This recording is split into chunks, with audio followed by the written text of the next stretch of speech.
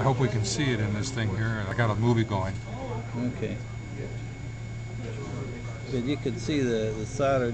I can see it anyway. Yeah, it has I think to be we can really see close it. because you can't really see much when it gets hot.